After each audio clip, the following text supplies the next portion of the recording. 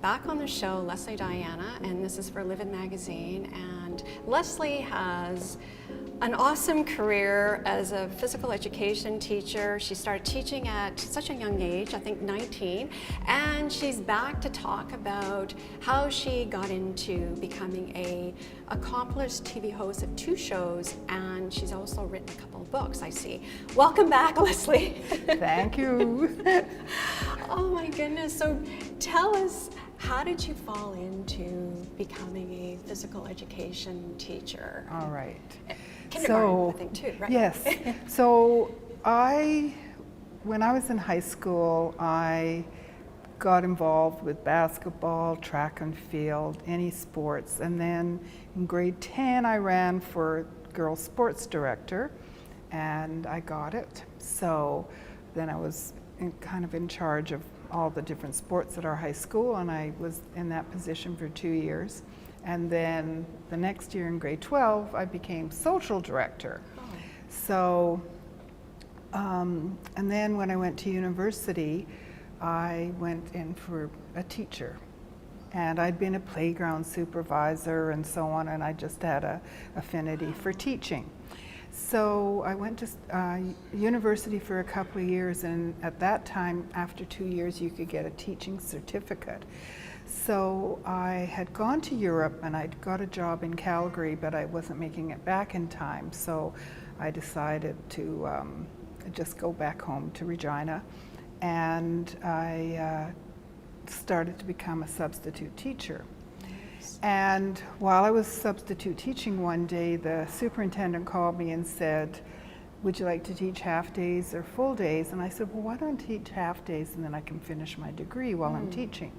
So I majored in phys ed, just loved it. And then I got a job teaching high school at Campbell Collegiate in Regina. And when I was in my interview, I told the superintendent that that's where I'd like to teach. He says, "Well, you just can't say where you want to teach." And I said, "Well, if I didn't tell you, how would you know?" And the reason I wanted to teach there was because there were so many students. And in the first year or 2 that I taught there, I introduced 5 new sports to the curriculum: canoeing, cycling, modern dance, snowshoeing, and canoe. I said canoeing already.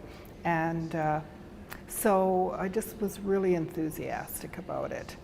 And then I got married and moved up to Saskatoon, and I went to a conference for the lack of physical fitness in women. And they said, "All right, we've sponsored this conference for you, so what are you going to do when you get back out there?" And when they came around to me, I don't know where it came from, but I said, "Gee, I think a TV show for women would be a really good idea. Then they can exercise at home." And a gentleman at the conference said, "If you're serious, I think I can get you one." So I went to CTV in Saskatoon and auditioned, and I got a fitness show, which actually lasted 11 years. Nice. And it was on every morning at 9:15, and so I was leading the ladies through the... So you had this inner, you were being driven. You were I being guess so. like, and you know, I was going to ask you, or going to ask you rather, do you come from a family of sports people, minded people? My dad. Okay.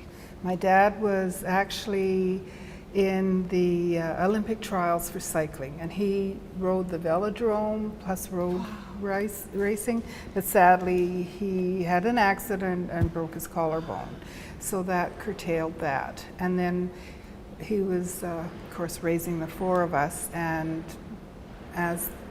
when he went back to England, because we came over from England, he came back with a bike, and he got all of us excited about cycling. So I think that's where it came from.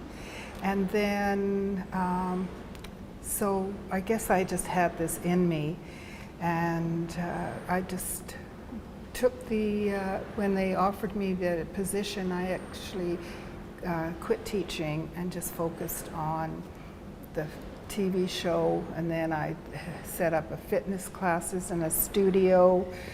Then I I was writing articles for a newspaper. Every single week I would have an article on this exercise to do for this and that exercise to do that, and just motivating women, men. I got involved in participation because that was the city for participation. And yeah, so and then I ended up opening a big, it was 5,000 square feet. I had 2 fitness studios, and then I had massage therapists, manicures, pedicures, facials, a jewelry designer, a seamstress, a boutique selling both fitness wear and clothing, and I was a busy girl. You certainly were, and I think, do you believe like transferable skills? So sport teaches you discipline, and everything you do, like from that straight on now, you know, so tell us about your exercise program today, because you look fantastic. So, you know, I believe in quality of life, improving your lifestyle by exercising. And of course. Yeah, so when I was doing the exercise back there, exercise to music, to me it just motivates you. So today what I do is I go to classes. In fact, I was at one this morning, and it's Pilates, Tai Chi, and yoga. So I do that as many times a week as I can, and then on individual days or twice a week I do just yoga with actually with an instructor that used to be at my gym but is now doing them via Zoom. So we do that there's a group of us, a small group, and I do that twice a week, and then go to my gym the other days, and I just find it exhilarating. But I've added up not only just exercise, but I meditate. I meditate every day in the morning before I get up, really. And when I have that first wake up in the morning, the first thing I do is go to my iPad and put on a meditation program and do that. And then I've also introduced healthy living, as far as I do lemon water every morning, and I have apple cider vinegar, and I have a mixture where I do hemp seeds and pumpkin seeds and chai and wheat germ, and just try to sprinkle it on my salads or put it in casseroles and smoothies. So just try to combine the whole thing just to keep me alert and fit, and so I hope I never give that up. No, you won't, because you are a role model. Like those, you have a couple of books here. I wrote a book. Well, what was nice is I first did this one, and it actually had a record with it. So I'd have the music, and they could follow in the book. And then this one, actually what happened was I was writing for 2 publications, and one of the publications, Western, what was it called? Oh dear. Anyway, so they really liked what I was doing, and they also had a book publishing company, and asked me if I'd like to write a book. So we basically compiled all these weekly columns that I was doing, and had a book, and went on the book tour and so on. So yeah, pretty fun.